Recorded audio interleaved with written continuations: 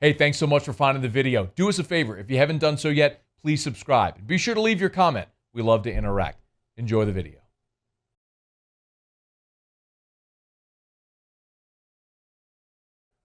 It should go without saying, but winning in the NFL is hard.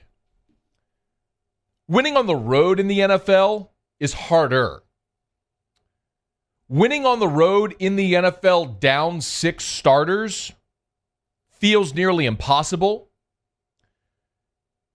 Winning on the road in the NFL down 6 starters when you had several players up at 3 a.m. awaiting COVID tests and then turning around and playing less than 10 hours later feels even more impossible. And then winning on the road in the NFL down 6 starters with several players who had been up at 3 a.m. awaiting the results of COVID tests and playing 10 hours later and then being down 14-0 in the first 5 minutes. You could almost crumple it up in a ball, throw it in the trash. It ain't going to be your day. And it wasn't the Saints' day for the first 5 minutes. First drive for the Lions, they convert a 3rd and 9, a 3rd and 10, and then score on a 3rd and 7. Saints get the ball. First play, Drew Brees' pass is tipped by Danny Shelton. It's intercepted. Lions score again. Just like that, you're down 14-0, and it feels like this is a cursed season. And then Drew Brees and his air yards went and got right. It was an incredible effort to battle back from down 14, to not give up, and to score 35 straight points. After the game, Sean Payton talked about climbing out of that 14-0 hole. We were able to regain kind of time of possession, and I think that helped. We've got to be better defensively on the first drive. It's happened too much this year. Our red zone defense is still something that needs work. I was proud overall of how the team played, considering some of the challenges that they had with some new players in the lineup. So overall, it's a good team win.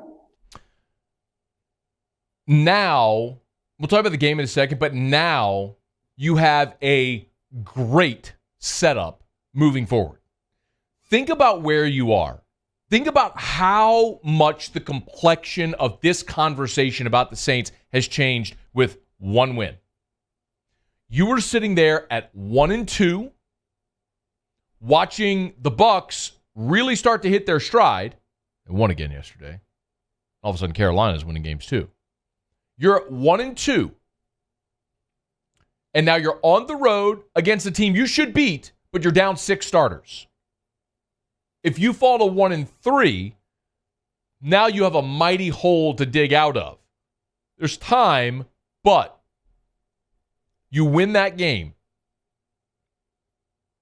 Now you're at home on Monday Night Football against the Chargers, and chances are you're going to get some of those players back, if not all of them, who missed this past week. So you will be closer to whole on Monday Night Football against the Chargers, who, by the way, we found out today, will be without Austin Eckler, their best running back. So you're going to face now, closer to whole, at home, a hobbled Chargers team that has to come across country for the second time in as many weeks. Fly from L.A. to Tampa, back to L.A., then back to New Orleans, then back to L.A. So you are at a great advantage on Monday Night Football. If you win that game, you move to 3-2. You go into your bye. You get healthy. You come out of your bye. You're at home against Carolina, probably still without Christian McCaffrey, in a very winnable game. Then you go to Chicago, another very winnable game. You could theoretically be 5-2 going to Tampa with a chance to take the season series with the Bucs and own that tiebreaker. The whole dynamic of this thing has changed because you won yesterday shorthanded. I think if the Saints go on and do what we all thought and hoped before the season this team was capable of doing, we will look back at this game against Detroit as a turning point moment. It was so key down the starters you were down to go on the road and get that win, and they did. A few observations about the game. How about Drew Brees? You got to start there, especially after the first pass was tipped and intercepted.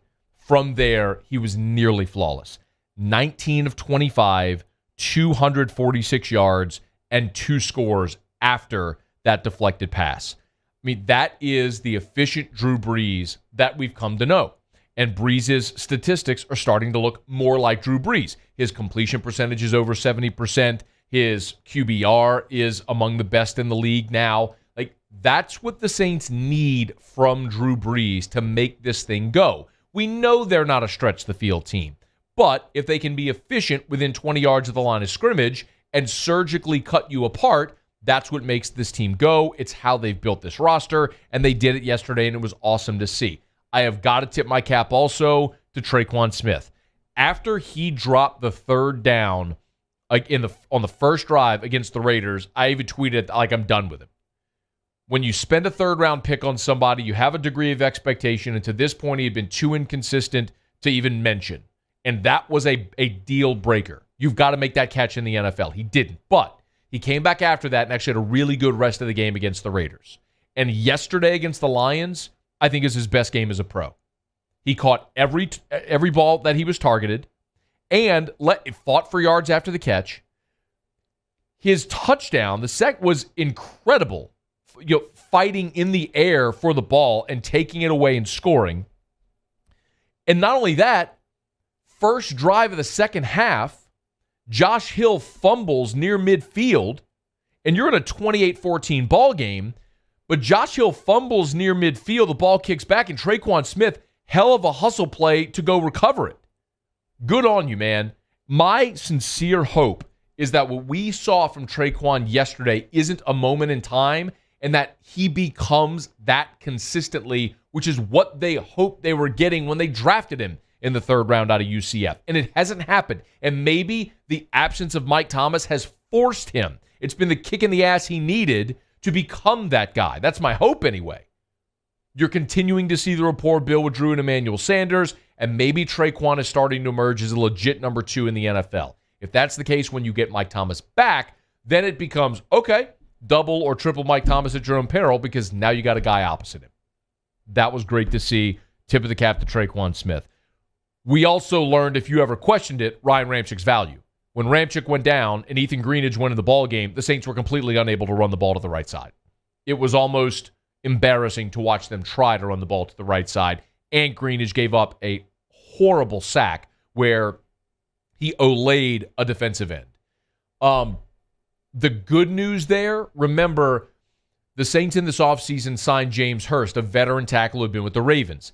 He was suspended for the first 4 games of this season. So Hurst comes off of suspension this week and will be available for New Orleans on Monday night against the Chargers if they need him. So don't know what Ramczyk's status is, but if he isn't available, at least you have a more veteran option. Guy who's played a ton of football in the NFL available with Hurst's availability this week. But if you ever question the value of Ryan Ramczyk, I mean, think about it. You led 35-0, he exits the game, you don't score again. It was removing like that one Jenga block that caused the whole thing to topple over. Couple of things defensively. You got to tip your cap to Patrick Robinson and to P.J. Williams in spot duty. P-Rob had only played 10 defensive snaps all season, and he was awesome. The interception in the end zone was a game-changing play. You were tied at 14. Remember, you're down 14-0, you come back and tie it. Lions are driving. Stafford throws that ball into the end zone. P-Rob picks it. You maintain a tie ball game and allowed your offense to go take a lead. I thought that was as big a play as there was in the game at that moment. So tip of the cap to P-Rob, guy who, look, athletically we know, I mean, he was a first-round draft pick. And first go-around with the Saints, he never really established. He found his value as a nickelback in Philadelphia, won a Super Bowl, became one of the best nickelbacks in the NFL. The Saints re-signed him for that reason. But they needed to kick him outside and play in the boundary. He did, and tip your cap to him. Marcus Williams, a really inconsistent day, struggled tackling. He had the interception, or the PI, which really should have been an interception had he just faded back and played center field and caught the ball. Instead, he played the receiver and made contact and put the Saints in a position to go, or put the Lions in position to inch closer right there.